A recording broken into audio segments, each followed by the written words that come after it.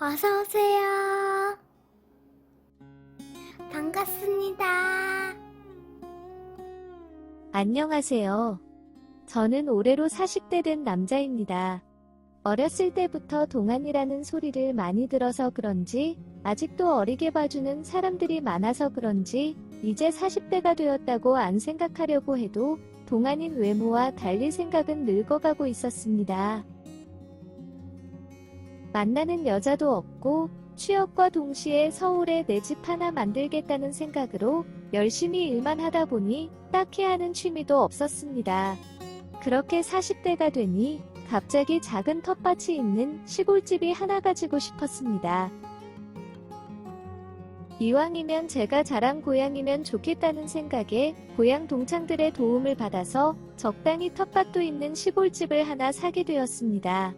금요일날 퇴근과 동시에 하루도 빠짐없이 시골집으로 내려가서 이것저것 고치고 허리만큼 자란 풀 베고 지난주에 심어본 텃밭을 확인 및 관리하면서 나름의 새로운 취미를 쌓은 것인지 나중에 혼자 내려와서 살 노후 생활을 준비하는 것인지 무언인지 알 수 없지만 나름 즐거운 시간들을 보내고 있었습니다. 시골집에 오고 가는 고향 친구들이 더 늦기 전에 장가를 가야 자식도 낳고 키울 수 있다면서 더 늙으면 애 보는 것도 힘들다면서 잔소리를 하는데 사실 주변 친구들이 결혼하고 애 낳고 키우면 살아가는 것 보면 정신없고 힘들어 보이는데 그런 친구들에 비하면 지금 제 삶이 더 나은 것 같습니다. 다만 육아에 힘들다는 친구들 보면서도 커가는 아이들 사진을 보여주며 좋아하는 그들의 얼굴을 보면 힘들어 보여도 한편으로는 부럽기도 합니다. 나름의 목표를 가지고 열심히 살아오다 보니 결혼 및 연애할 시기를 다 놓친 것 같기도 하고 특히나 나이를 먹고 선이나 소개팅을 나가보면 조건과 겉모습만 보고 결정지어야 하는 것들이 너무 가식적이라고 느껴졌습니다. 그래서 그나마 가끔씩 들어오던 성과 소개팅을 자연스럽게 멀리하게 되었습니다. 이제는 무리해서 여자를 만나려고 하기보다는 편하게 제 인생을 살면서 자연스럽게 괜찮은 여자를 만나면 결혼을 하는 것이고 못 만난다면 지금처럼 나름의 행복을 찾아가며 살아야겠다고 생각을 바꿨습니다. 그렇게 찾은 행복이 시골집에서 소소한 텃밭 정도 가꾸면서 지내는 주말 여가였습니다. 텃밭을 가꾸다 보면 어렸을 때 부모님께서 왜 주말 농장을 하셨는지 이해가 됩니다. 키우는 재미도 있고 시간도 잘 가고 제가 키운 야채들의 삼겹살과 소주 한 잔이면 이보다 좋은 것도 없었습니다. 이렇게 반년쯤 되었을 때 동네에서 처음 보는 여자가 지나가길래 주중에 새로운 이사 온 사람이 있다고 생각했습니다. 외진 시골 동네이다 보니 어느 집에 누가 살고 있는지 다 알게 됩니다. 게다가 그 여자를 보는데 제가 이상형에 가까워서 몇 번이나 다시 쳐다봤기에 제가 잘못 보았을 리도 없고 동네에 저런 여자가 있는지 제가 몰랐을 가능성도 없습니다. 가끔씩 동네 어르신들이 술 한 잔 생각나시면 막걸리 들고 오시는데 매번 오셔서 빨리 장가 가야지 이렇게 혼자 살면 부모님한테 불효하는 거라면서 맨날 잔소리하는 분들이 동네 홍기가 찬 여자가 있는데도 저한테 말을 안 해줬을 리가 없습니다. 게다가 제 나이 또래의 젊은 부부도 동네 없고요. 아무튼 그 여자가 계속 동네를 두리번거리다가 차에서 짐을 꺼내고 있는 저한테로 왔습니다. 그러더니 이 동네는 농약 어디서 사냐고 묻더니 혹시 집에 남은 농약 있으면 빌려달라고 하는 것이었습니다.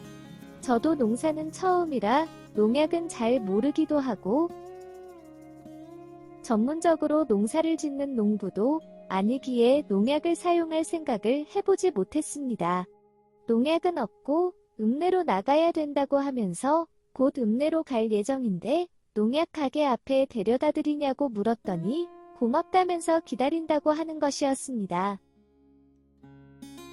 냉장고 안에 있는 차가운 커피를 주면서 잠시만 기다려달라고 하고는 짐 정리를 마무리 짓고 같이 읍내로 출발을 하였습니다. 가는 차 안에서 언제 이사 왔냐고 묻고 어느 집에 사냐고 묻고 저는 주말마다 내려온다고 하면서 이런저런 주제로 말을 걸었지만 단답형으로 대답을 하였습니다. 그녀는 농약을 샀고 저는 마트에서 저녁에 구워 먹을 고기와 술을 사서 다시 동네로 돌아오는데 그녀의 손이 부들부들 떨리는 것이 왠지 이상하다고 느끼긴 했지만 말도 없고 창문밖만 보고 있길래 제가 계속 말을 거는 것이 불쾌할 수 있다는 생각에 돌아오는 길에는 아무 말도 하지 않은 채 그녀 집 앞에 내려주고는 제 집으로 왔습니다. 제 집 아래 집으로 이사를 왔더군요. 한참을 정리하고 청소를 한 뒤에 마당에 숯불을 준비해서 고기를 굽기 시작했습니다. 고기를 구우면서 소주를 딱 마시려고 하는데 그녀가 왔습니다. 얼마나 울었는지 눈은 퉁퉁 붓고 아주 어두운 얼굴로 왔습니다. 너무 맛있는 냄새에 배가 고파서 왔는데 같이 먹을 수 있냐고 하는 것이었습니다. 제가 읍내 갔다가 돌아오는 길에 차에서 내리는 그녀한테 저녁에 숯불에 고기 구워 먹을 예정인데 먹고 싶으면 편하게 오라고 했습니다. 인사말로 한 것인데 진짜로 올지는 몰랐습니다. 그렇게 같이 숯불에 고기를 구워 먹으면서 술도 한잔하였습니다. 어느 정도 고기를 먹고 나서는 고구마를 호일에 감아서 숯불에 넣어놓고는 술을 마시면서 그녀와 이야기를 해보려고 말을 걸었습니다. 차 안에는 그렇게 차갑고 말이 없던 그녀가 나름 환하게 웃으면서 말도 잘하는 것이었습니다. 오랜만에 즐겁게 술을 마시니 기분이 좋아졌다면서 말을 하는데 웃는 얼굴을 보니 천사가 따로 없었습니다.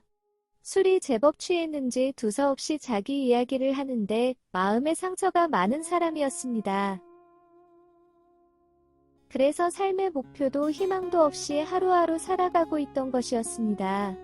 한참을 웃고 떠들다가 시간이 늦었다면서 간다길래 주말에는 항상 오니까 답답할 때 말동무가 필요하면 언제든지 놀려오라고 하였습니다. 그 밖에 도움이 필요하면 편하게 연락하라면서 제 명함도 주었습니다. 그녀가 가고 나서 남은 고기에 소주를 마셨습니다. 사실은 그녀에게 신나게 고기를 구워주고 그녀의 이야기를 듣다 보니 제가 배불리 먹지 못했습니다. 불빛도 없고 조용한 시골 동네이다 보니 집 앞에 누군가 있는 것이 쉽게 느껴집니다. 혹시나 하는 마음에 대문을 열어보니 그녀가 서 있는 것이었습니다. 오늘은 왠지 집에 혼자 있으면 사고를 칠 것만 같아서 왔다는 것이었습니다. 그러면서 왜 농약을 샀는지 말해주는데 나쁜 생각을 가지고 산 것이었습니다. 정말 잘 왔다면서 빈방 많으니 편하게 쉴 수 있게 준비해주겠다고 하였습니다. 처음 보는 자기한테 왜 이렇게 친절하냐는 말에 저도 모르게 그냥 그쪽에게 마음이 가네요. 라고 제 솔직한 속마음을 말해버렸습니다. 그러고는 빨개진 제 얼굴을 보면서 웃는데 너무 민망했습니다. 잘 구워진 군고구마를 까주고는 빈방에 이불과 베개를 준비해 주었습니다. 그녀는 저와 좀 더 놀다가 들어간다면서 제 옆에 앉아 있었습니다. 아까 고기 먹을 때 자기 때문에 많이 못 먹었냐면서 미안하다며 주방에 들어가서 뚝딱뚝딱 김치찌개를 만들어서 오는데 너무 고마웠습니다.